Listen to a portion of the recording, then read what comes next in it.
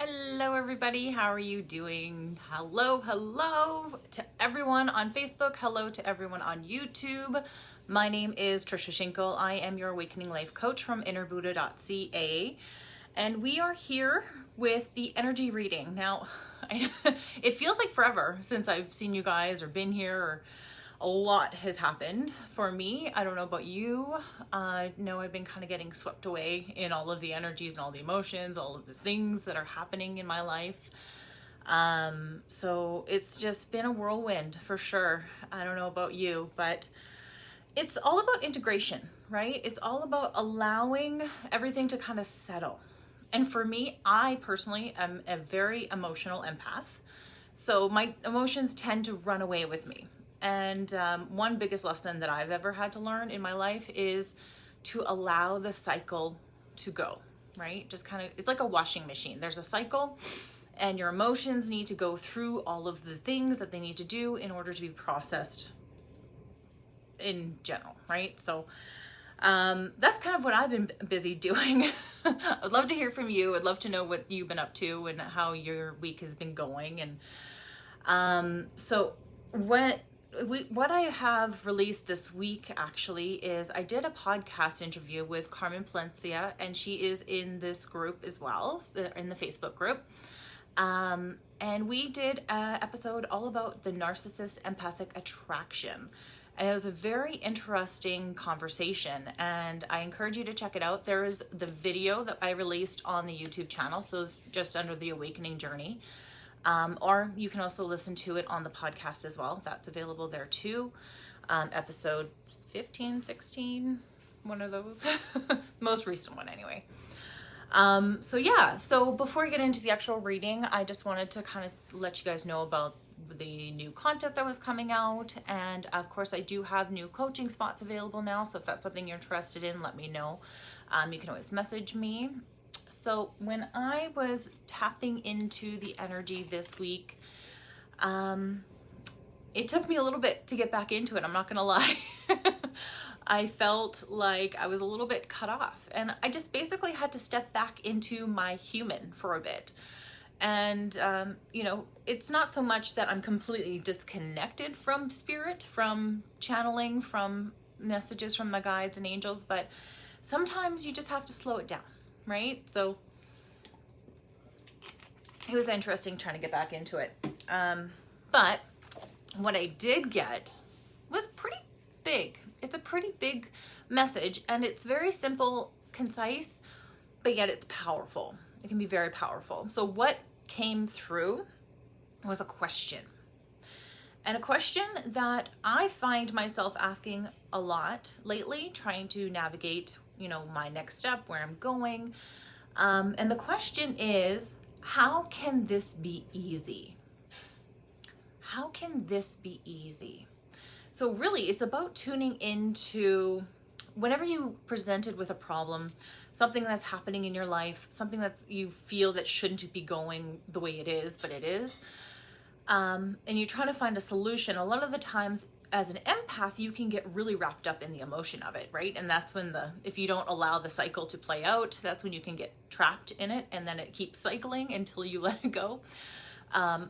But the biggest question that a lot of people don't even think of is, how can this be easy? Because if people it's so easy. It's so easy to see all the hard stuff, right? It's hard.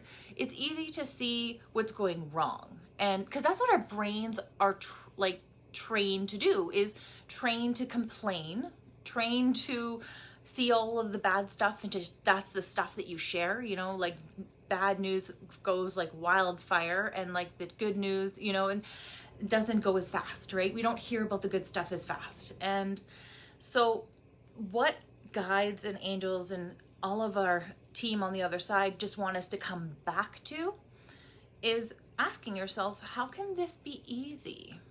Because everything is duality in this universe. We live in a binary universe. So where there's good, there's bad. And where there's bad, there's good, right? Those are, of course, just labels, things that we just give labels to, but they really aren't good or bad. They're just lessons.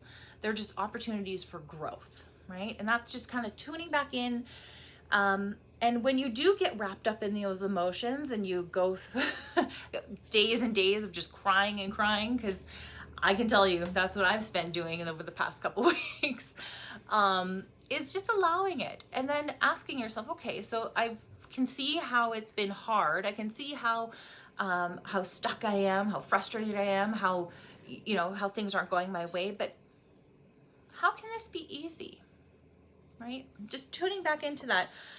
And you can tune into that with where you are on your path right now, with your relationships, with your finances, right?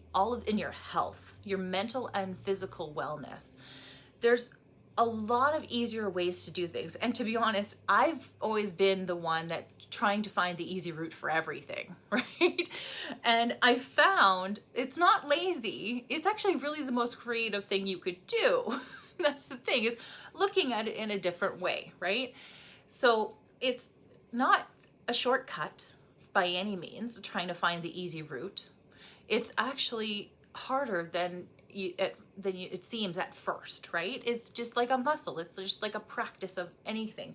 It's creating a new habit, the way you see things, the way you experience things, the way you show up in those areas of your life. So your finances, your health, your relationships, your path, where you are in life, right? How can this be easy? That's the number one thing. That's the number one mantra to take with you this week. Okay, so I wanted to tap into some cards. And another thing that I remember to write down was whenever you are not sure of the answer, so you ask for it, say, hey, guides, angels, how can this be easy? How can this be something that is going to benefit me, be for my highest good, right? You want to ask for the answer to be revealed to you. That's the thing, is that oftentimes you're in the problem and you're looking for the answer in the problem when you have to step out of it and to look for a solution, right? So it's just disconnecting yourself enough that you can allow things to come to you, right? So ask for the answers to be revealed to you. And then if you get something and you're like, okay, this is weird. I think this has something to do, like you get an image in your head or a thought or an idea in your head and you're like, you're not too sure what it is. You can ask for clarity. You can ask, be like, guides, what does this mean? Tell me, what does this mean? And explain it to me in a way that I can easily understand. Because that's the thing. Communication with your guides and your angels is not clear cut. It's not like a conversation where I'm saying words to you, right? It's an inkling, a knowing, a vision, a projection, a mind screen that you see things on, right? It's a different line of communication that we've never been taught how to use. And if that's something that you want to learn, that's what I teach with my clients as well in the Awakening Life Coaching. But that's the thing, is that you can ask for clarity. You can ask for it, and then it'll be shown to you in a different way. Right? It'll still be, it's not going to be whispered in your ear, that's for sure. But it may come through in a conversation that you have with a stranger even. You may be talking about the weather, and then all of a sudden they say this random weird thing that they don't make any sense of. Like they're like, I don't even know why I'm telling you this, but I just thought of this and it just seems relevant. And those kind of conversations, those are messages. That's how things come through, is through other people, it's like mirrored back to you, right? So it's just asking for clarity in a different way. All right. So another way to ask for clarity is to use cards. They are the words. They have the words on there. They have the explanations. They have very good messages. So we're going to tap into the cards today, and we're going to ask for our guides to give us a little bit more clarity on how to make our lives a little bit more easier, how to tune into that energy of ease, of understanding, of clarity, of knowing, right? And how to proceed from here. So that's what we really want to know for this upcoming week, right? How to make the best out of it. And that's just it. So I'm going to tap in. I'm going to pull 3 cards and see what comes up. Whoop, 3 cards are just popping out. Okay.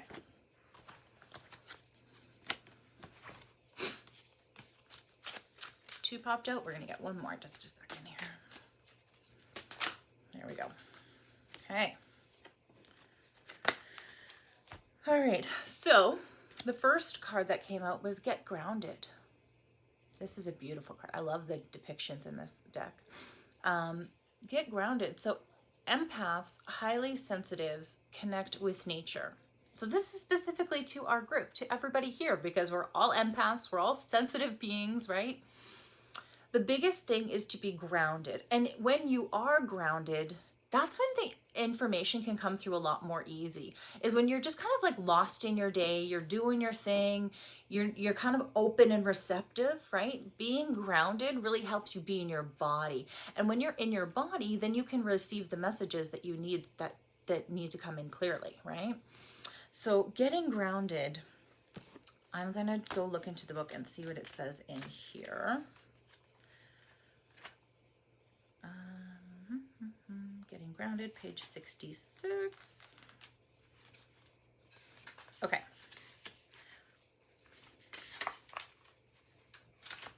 If I can get there. All right, so this says, you are being called to get grounded, to ensure that a luminous field is clear and your inner well is full. So that's big too, is just when you have an empty cup, you can't pour from it, right? That's the same thing, right? If you're grounded, if you're not grounded, it's all too easy to get swept away in other people's energies and mistake it for your own. And that's the biggest thing too, is empaths. Sometimes it's really hard to understand, is this my emotions? Are these my energies? Or am I picking it up from somebody, right? And that's the biggest thing too, is that when you're grounded in your own body, you pull in all of your cords, or your etheric cords, right? You pull in all your energy back. And if you're grounded in your body, then you know, it's almost like as soon as you're completely back in your body, you get this bubble around you, this security bubble that you can also visualize putting a white light bubble around you to protect your energy, and so that you can deflect any energy that doesn't belong to you. Because that's the thing, is when you're not grounded, when you're kind of off in your mind, spacey, not really present, right? That's when a lot of things can come in, and it's like you're open for attack almost, right? It's like that's when psychic attacks can happen too, is when you're not very grounded in your body, because if there's things going on in your life and you don't even want to be present to it, you don't want to experience it because it's just too hard and too emotional to experience, sometimes we'll want to leave our bodies, right? But that's leaving it unguarded. So just keep in mind that when you pull yourself back in, when you really get grounded into your body, into this place, then you are also protecting yourself as well. So that's very important. It says your boundaries will become blurred as you absorbed other people's energies, and you're struggling to define what is their stuff and what is yours, right? So that's, again, when you're not grounded, you don't have that security bubble around you. So if you pulled this card, you are very likely an empath or highly sensitive person. Well, I pulled it for the group and everybody watching is empath and very sensitive. So that makes sense. It says, you need time to fill up your well. Balance your energy and get grounded. There are two types of people who draw their energy from others. And those who draw their energies from others and those who draw energies from within, right? So it's either it's like energy vampires who suck all the energy and the life out of you, or you're that one, you're self-preserved and you can create energy from within, and then you're sustained yourself, right? That's the ultimate goal. That's where everyone wants to be, right? So that's basically the path that we're on, is learning how to not have to depend on others around us to lift our spirits, to lift our emotions, to get rid of all the negative emotions, right? So it's just a matter of turning inwards. So it says reflect on which one you are and carve out time each day to ensure your well is being replenished. So another way of looking at that is introverts and extroverts, right? An introvert recharges by time alone, by being quiet and being completely away from everybody. But extroverts, they need other people around them to recharge and replenish their energies and their spirits and their emotions, right? So that's a really good way to kind of put it. It's just like, are you an introvert or an extrovert, right? And if you are, then you know that's the way you need to go and recharge your body. That's how you recharge your energy field. And that's how you're going to stay grounded in your own body and stay protected. So being sensitive is a superpower. But like all superpowers, it needs to be nurtured in order to be fulfilled. It is easy to get swept in the high frequency energies when they're swirling around the planet. So the quickest and most effective way of clearing all this energy from your field is to ground yourself by connecting to Mother Earth. So I don't know about you guys, but I know I personally have been doing a lot of grounding, bare feet on the grass. Last night we had a fire and I just stood by the fire with my bare feet on the grass looking up, just energy pouring through me and cleansing me and making me feel so good, right? So it's just knowing your body, knowing how you recharge and doing that more often, like scheduling time to do that because it's so important, right? So it says there's many ways to get grounded, but one of the most powerful practices is by earthing, by connecting to the power of Mother Earth, spending some time in nature, putting your hands on trees, your palms are extensions of your heart chakra. So just know that this right here, the bottom of your palm, is connected to your heart, right? That portal to the universe. And so you walk barefoot on the earth. Go breathe in, go hug a tree. As silly as it sounds, hug a tree. See what that turns out like. And then, of course, you always have, the next card that came out was the Council of Light. So you always have support and guidance everywhere you go. You have an entourage with you all times. All times. It's just, we don't always tune into them. We're not aware of them. We were just never taught that we have this entourage right from the get-go, right? If all children were taught that they have angels and guides that they could call upon to help them and assist them in their life's problems, imagine what the world would be like now. Imagine how much more confident and more full and sustained everyone would be if they just knew that they could get guidance and help whenever, and they don't have to count on other people around them, right? We're getting there. We're on our way. We are certainly on our way. But that's what this card is reminding you of, is that you have an entourage. And when you are completely balanced, these are all the chakras, right, in the body. When you are completely connected and balanced, all this entourage around you is there to fully support you, and you can access that information at any time. It just makes it a lot more easier when you're grounded, right? But don't feel bad if you're not able to ground yourself all the time. You are human. We are in and out of our bodies all the time. We're astral traveling, when we're daydreaming, when we're in the zone. Say, you know, you're standing there doing dishes, and you're off in another world, you are really astral traveling at that moment. That's the thing, is that we look at these things, we hear about these things, we're like, oh, that sounds so scary, or oh, that I could never do that, but you do it all the time. That's the thing. And everything, of course, is leading to the awakening. That's the last card that came out. So it's just allowing yourself. Now, awakening really is just self-realization. It's understanding yourself on a whole new level, right? Understanding the world around you is the next phase, right? So it's basically, when you start your awakening, you're starting with a truth of something. Something has been exposed. Something has been cracked. Something in your life, your foundations are crumbling, right? And that's a lot of the times where you start. And then you start to rise. You start rising to levels that you've never been before. And it can be scary. It can be terrifying. It can be weird, and your brain could be like, oh my God, like, we can't do this. You're not good enough to do this. Or, you know, you want to go chase after your dreams, and then your brain kicks in and says, remember that last time you tried to do it and you failed miserably and everything fell apart? Yeah, we're not going to do that again, right? So you got to just think these thoughts and just do it anyway, right? Just go in and go and see what you're capable of. Just try and see. It says energetic upgrades, new way of being, integration. So that's what really awakening is. It's just integrating new levels of higher energies into your energy field. And that being said, now I would like to pull out my Sacred Geometry deck. We're going to tap into what energies in our bodies do we need to activate for this week to make the most out of it. That is always fun. I have cards that are stuck in there. Okay. All right.